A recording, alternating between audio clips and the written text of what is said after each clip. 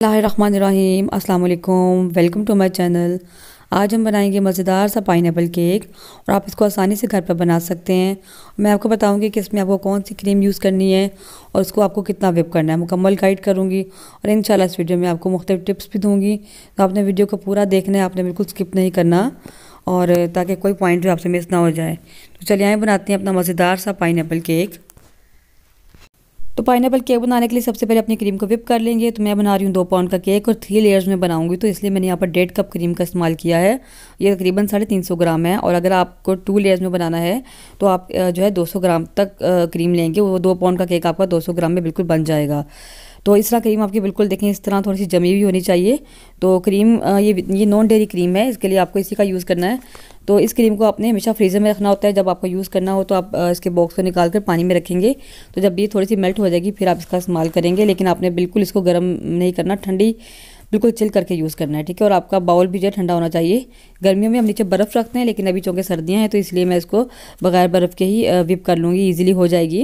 लेकिन गर्मियों में इसको चिल होना, बर्फ़ लाजमी होनी चाहिए इसके अंदर। ये देखिए, इसको व्हिप करते हुए 3 से 4 मिनट हो चुके थे। तो अभी ये मुकम्मल व्हिपने हुई, देखिए अभी नीचे गिर रही है, इसको मैं और व्हिप करूँगी।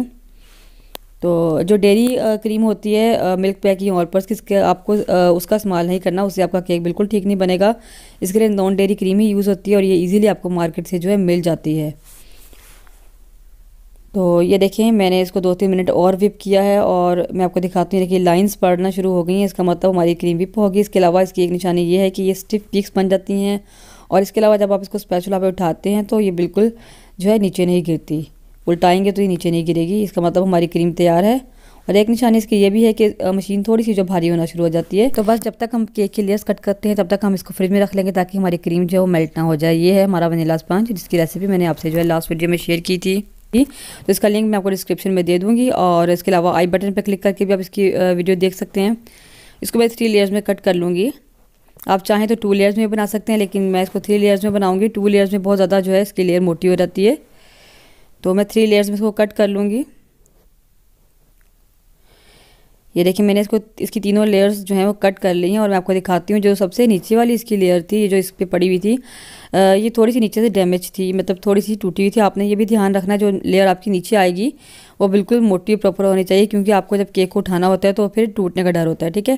जो सबसे मोटी लेयर है ना, मैं उसको रखूँगी नीचे। सबसे पहले मैं अपने जो है टर्निंग टेबल को क्लीन कर लूँगी, जितने भी क्रम्ब हैं उनको मैं हटा लूँगी। और नीचे हम थोड़ी सी क्रीम लगाएंगे, ताकि हमारा जो केक है ना वो साथ चिपका रहे, और जब हम इस पर क्रीम लगाएं तो वो अपनी जगह से हिले नहीं। तो मैंने एक मोटी सी जो इसकी लेयर है वो नीचे रख ली है, सबसे मोटी लेयर। और इसको मैं, ये देखें, ये मैंने बॉटल में पाइनएप्पल का जूस भर लिया इसको हम सोक करने के लिए। तो इसके मैंने ढक्कन पर जो है इस तरीके से सुराख कर लिए हैं, ताकि हमें आसानी से इसको सोक कर सकें। इसके अंदर मैंने पाइनएप्पल जूस डाला है। आप चाहें तो शुगर सिरप ले सकते हैं, दूध का आप इस्तेमाल कर सकते हैं, सिंपल वाटर से भी आप इसको सोक कर सकते हैं। लेकिन सोक आपने लाजमी करना है और अच्छे तरीके से करना है। और इस तरीके से आप सोक करते जाएंगे और साथ साथ हाथ से प्रेस करके देखेंगे कि कहीं से कोई खाली जगह तो नहीं रह गई। जितना अच्छा आपका केक सोक होगा उतना ही केक मज़े का बनेगा, लगेगा, और उतना ही जो है वो जूसी सा होगा, ठीक है। अब हम इसके ऊपर क्रीम अप्लाई करेंगे, जिसको हमने व्हिप किया था। और इसको जो है हम इस पैलेट नाइफ़ की मदद से फैला लेंगे अच्छे तरीके से, जैसे हम बटर को लगाते हैं इस तरीके से आपने अच्छे तरीके से फैला लेना है। टर्न टेबल को घुमाते रहना है और आपने स्पैचुला की पैलेट नाइफ़ की मदद से आपने इसको फैला लेना है अच्छे तरीके से। थोड़ी सी बाहर भी निकल जाए तो कोई बात नहीं, हम बाद में क्लीन कर लेंगे। अब यहाँ पर मेरे पास पाइनएप्पल के चंक्स थे, उनको मैंने बिल्कुल छोटा छोटा कर लिया, ताकि वो हर बाइट में इजीली आ जाए। तो ज़रा बड़े होंगे तो फिर ज़्यादा बड़े बड़े मुंह में बच्चों को भी अच्छे लगते हैं, और मुझे खुद भी पसंद नहीं है, तो मैं इसलिए छोटे छोटे पीस कर लेती हूँ।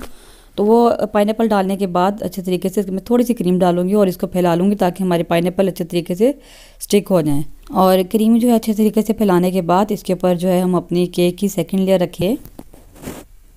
सेकेंड लेयर वो जो मैंने आपको दिखाई थी थोड़ी सी डैमेज थी, मैं वो रखूँगी, वो दरमियान में आ जाएगी। दूसरी जो एक और मोटी लेयर वो ऊपर आएगी। तो इस तरीके से आपका अगर केक थोड़ा टूट जाता है या ख़राब हो जाता है, कोई मसला नहीं, आप इसको क्रीम से कवर कर सकते हैं। और इसको मैं फिर से जो है सोक करूँगी, और साइडों वाली क्रीम हम जो है फैला लेंगे, ताकि नीट भी हो जाए और जितनी भी स्पेस है वो कवर हो जाए। और फिर से हम क्रीम डालेंगे और उसी तरीके से इसको फैला देंगे, और क्रीम फैलाने के बाद उसी तरीके से ऊपर से हम पाइनएप्पल डालेंगे। तो अगर आपने अब तक मेरे चैनल को सब्सक्राइब नहीं किया तो प्लीज़ सब्सक्राइब कर दें, और साथ में लगे बेल का आइकन को प्रेस करके ऑल पर क्लिक करें, ताकि मेरी तमाम वीडियोस का नोटिफिकेशन सबसे पहले आप तक पहुंच सके। वीडियो अच्छी लगे तो लाइक करें और शेयर भी कर दिया करें ताकि दूसरे लोग भी जो है इससे फ़ायदा उठा सकें। तो ये देखें यहाँ पर मैं ऊपर से अब पाइनएप्पल डाल दूँगी और फिर से थोड़ी सी क्रीम लगाकर ऊपर से फैला दूँगी ताकि हमारे पाइनएप्पल अच्छे तरीके से स्टिक हो जाएँ साथ, ठीक है। और उसके बाद हम रखेंगे अपनी तीसरी और आखिरी लेयर और इसको भी हम सोक कर लेंगे उसी सिरप से अच्छे तरीके से जैसे हमने पहले सोक किया था। और सोक करने के बाद साइडों वाली क्रीम जो है उसको भी हम फिर से फैला लेंगे ताकि जितनी स्पेस का कवर हो जाए और साइडों से जो है वो हमारा केक नीट एंड क्लीन हो जाए और क्रम्स हमारे सारे साथ लग जाएंगे। तो अब हम करेंगे जो है अपनी क्रम कोटिंग। क्रम कोटिंग इसलिए करते हैं कि साइडों पे जो क्रम निकले होते हैं उनको हम एक बार पहले पतली सी लेयर लगा के क्रीम की हम उसको कवर कर लेते हैं ताकि हमारा केक जो फाइनल हम लेयर लगाएंगे उसके ऊपर क्रम्स ना आए और हमारा केक नीट एंड क्लीन बने। तो इस तरीके से मैंने थोड़ी सी क्रीम डाली और मैं इसको अच्छे तरीके से फैला लूँगी और इसकी हम कर लेंगे क्रम कोटिंग, यानी पतली पतली लेयर हम साइडों पे अच्छे तरीके से फैला देंगे ताकि सारे क्रम्स इस क्रीम के साथ चिपक जाएं और जो है फाइनल जो हमारी कोटिंग होगी, फाइनल हम लेयर ऊपर लगाएंगे क्रीम की, उसके ऊपर जो हमारे क्रम्स ना आए और हमारा केक नीट एंड क्लीन बने। इस तरीके से मैं पतली पतली लेयर लगा के देखें जितनी क्रीम है उसको थोड़ी थोड़ी करके साइडों पर फैला दूँगी अच्छे तरीके से। और इसको फिर मैं तकरीबन आधे घंटे के लिए हम फ्रिज में रख देंगे ताकि हमारा केक जो चिल हो जाए और इसके क्रम्स साथ बिल्कुल स्टिक हो जाएँ। तो उसके बाद हम इसकी फ़ाइनल कोटिंग करते हैं। तो ये देखिए केक को रखे हुए आधा घंटा हो चुका था, फ्रिज में रख दिया था मैंने। तो अब इसको और साथ में आपने क्रीम को बाहर नहीं रहने देना, अपने क्रीम को जो है उसको भी फ्रिज में रख देना ताकि वो चिल रहे, वो गर्म ना हो जाए। ये देखिए आपने अपनी नाइफ़ को जो है दोबारा से क्लीन कर लेना है क्योंकि हम इस पर फाइनल कोटिंग करने लगे हैं। तो ताकि और आपका जो केक जो है वो ख़राब ना हो, मेस ना पड़े उस पर, यानी जो है वो नीट एंड क्लीन रहे हर जगह से, इसलिए आपने अपनी नाइफ़ को भी क्लीन कर लेना है। तो इस तरह मैंने काफ़ी सारी क्रीम ऊपर डाल ली है और इसको मैं फैला दूँगी क्योंकि एक्स्ट्रा क्रीम हमारी साइडों पे आ जाएगी, इसलिए आपने ज़्यादा क्रीम डालनी है और एक्स्ट्रा क्रीम उतर भी जाती है बाद में जो है इसकी केक को जो है प्लेन करते करते। इस तरीके से मैं सारी क्रीम को फैला दूँगी, टर्न टेबल को घुमाते हुए हम क्रीम को फैला देंगे।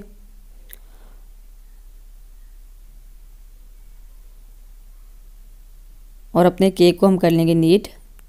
और अब मैं थोड़ी थोड़ी क्रीम लेती जाऊंगी और साइडों पे लगाते रहेंगे। जो साइडों पे क्रीम ऑलरेडी आ चुकी है उसको नीचे करते जाएंगे और थोड़ी सी क्रीम इस तरीके से साइडों पे लगाते जाएंगे। पैलेट नाइफ को आपने बिल्कुल सीधा रखना है और क्रीम लगाकर नाइफ को आपने एक बार आगे और एक बार पीछे करना, ज़्यादा नहीं घुमाना वरना क्रम्स जो है ना दोबारा से आपकी क्रीम के साथ लग जाएंगे। तो इस तरह मैं पूरे केक को जो है साइडों से कवर कर लूँगी क्रीम से।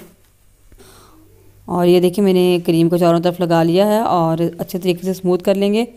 और जहाँ की हमें लगे कि क्रीम कम लगी है या फिर जो है कोई एयर बबल नज़र आता है तो वहाँ पे हम क्रीम को दोबारा से लगा लेंगे और फिर से स्मूथ कर लेंगे। तो बस आप ये मेरे पास एक कार्ड है, आप ये कार्ड ले सकते हैं, इससे बहुत अच्छी तरीके से स्मूथ हो जाता है। या फिर ये स्क्रैपर है मेरे पास, मैं इसे स्मूथ करूँगी, लेकिन कार्ड से भी बहुत अच्छी फिनिशिंग आती है। तो ये देखिए इस तरीके से मैं ये स्क्रैपर को रखूँगी और टर्न टेबल घुमाती रहूँगी तो केक हमारा स्मूथ हो जाएगा। आपने बहुत ज़्यादा दबाव नहीं डालना केक पर वरना सारी क्रीम उतर जाएगी। हमने क्रीम उतारनी नहीं है, बस हमने इसको स्मूथ करना है, ठीक है। ये देखिए मैंने साइडों से इसको स्मूथ कर लिए। तो अब मैं ये पैलेट नाइफ़ को साफ़ करूँगी और इसको ऊपर से जो हम एक्स्ट्रा क्रीम उतार लेंगे और ऊपर से जो है स्मूथ करेंगे हम। ये देखिए इस तरीके से आपने हल्के हाथ से, बिल्कुल हल्के हाथ से आपने किनारे इसके साफ़ करते जाना है और शेप देते जाना है और साथ में अपने केक को भी साफ़ करना है और साथ साथ अपने पैलेट नाइफ़ को साथ साथ साफ़ करते रहना है।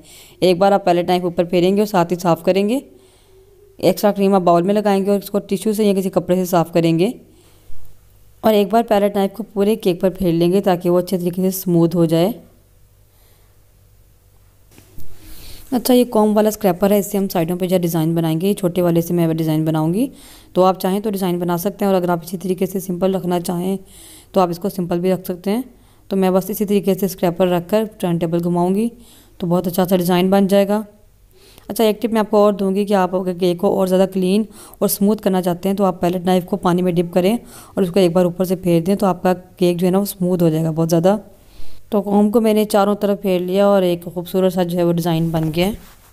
तो ये देखिए अब मैं यहाँ पर जो है ऊपर रोज़ेट बनाऊँगी, डिज़ाइनिंग करूँगी। उसके लिए मैंने यहाँ पर 1 mm की नोज़ल ले ली है। ये देखिए इस तरह की होती है ये, और मैं इसको जो है पाइपिंग बैग में डालूँगी इस तरीके से और जहाँ तक इसके जो है कट आ रहे हैं नोज़ल के वहाँ पे मैं निशान लगाऊंगी और उतना पाइपिंग बैग यहाँ से काट लूँगी। मैं इस तरीके से निशान लगाऊंगी और मैं यहाँ से जो है नोज़ल को पीछे करके मैं यहाँ से बैक को काट लूँगी।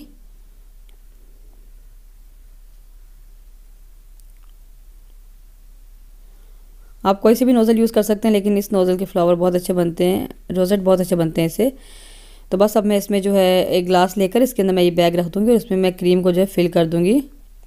अच्छा, ये देखिए मैंने आपको दिखाना था, ये जो बाउल, ये क्रीम थी मेरे पास ऑलरेडी फ्रीज़र में पड़ी हुई थी, मैंने व्हिप की हुई क्रीम थी, व्हिप हुई हुई थी। तो ये मैंने इसको जो है, मेरी क्रीम ख़त्म हो गई थी, मैंने इसको दोबारा से बाहर निकाल के फिर व्हिप कर लिया। तो ये मेरे इस्तेमाल में आ गई, क्योंकि मेरी क्रीम कुछ कम पड़ गई थी। तो ये देखिए, इसको मैं जो है पाइपिंग बैग में इस तरह क्रीम को भर लेंगे हम लोग।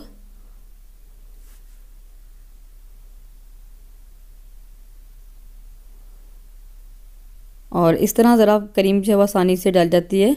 अगर आप पाइपिंग बैग को हाथ में पकड़ के डालेंगे तो ज़रा मुश्किल हो जाता है जो बिगिनर्स होते हैं उनके लिए।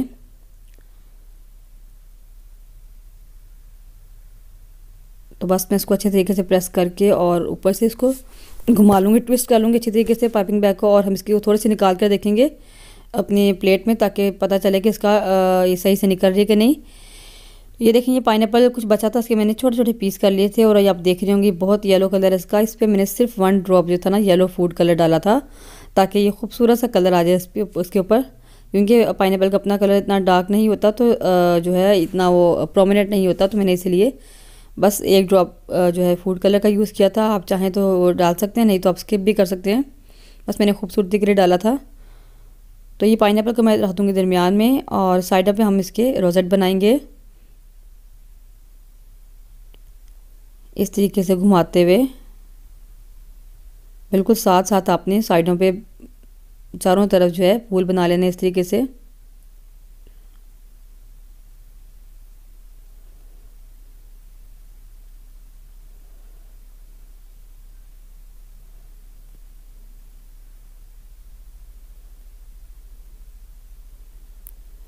तो ये देखिए, मैंने यहाँ पे चारों तरफ जो है रोजेट बना लिए हैं। और जहाँ पर मुझे इसके अलावा कोई स्पेस खाली लगेगी वहाँ मैं इसको छोटे छोटे फूल बना लूँगी। ये देखें, जहाँ जहाँ स्पेस खाली लग रही थी वहाँ पे मैंने फूल बना लिए हैं। डिज़ाइनिंग आप कोई सी भी कर सकते हैं, जैसी आपको पसंद हो, कोई इशू नहीं है कि आपने ऐसा ही बनाना है। जैसी डिज़ाइनिंग आपको पसंद हो आप वो कर सकते हैं। और ये देखिए, यहाँ पे मैंने एक और छोटी सी नोज़ल ली है और इससे मैं नीचे जो है इसके बॉर्डर बनाऊँगी। बॉर्डर बनाने का ये फ़ायदा होता है, अगर आपका केक नीचे से क्लीन नहीं है तो आपका केक जो है नीचे से क्लीन भी हो जाता है और दूसरे नंबर पे खूबसूरत भी लगता है। ये देखिए, इस तरीके से आपने ऊपर उठाना है और फिर नीचे करना है, ऊपर उठाना है फिर नीचे करना है। इस तरह आप जो है इसका बॉर्डर बनाएंगे। बॉर्डर से जो है ना केक बहुत खूबसूरत लगता है, एक नीट सी लुक आ जाती है इसमें। तो बस केक हमारा रेडी हो गया है। अब मैं इसके ऊपर ये एडिबल जो है मोती होते हैं, पर्ल होते हैं, इनको इसके ऊपर डाल दूँगी खूबसूरती के लिए। इससे बहुत खूबसूरत लगता है केक। डेकोरेशन आप जैसे भी चाहें कर सकते हैं, आप पे डिपेंड करता है। जो चीज़ आपके पास अवेलेबल है उससे आप कर सकते हैं, तो कोई इशू नहीं है कि आपने ऐसे ही बिल्कुल करना है। तो ये देखिए, केक हमारा रेडी है और उम्मीद है कि आपको आज की वीडियो और आज की रेसिपी पसंद आई होगी। आप इसको ज़रूर ट्राई करें तो मुझे बताएं कि आपको कैसा लगा है। और मिलते हैं इंशाल्लाह किसी नेक्स्ट वीडियो में किसी नई रेसिपी के साथ। तब तक के लिए अल्लाह हाफिज़। दुआ में याद रखिएगा और अपना बहुत सा ख्याल रखिएगा।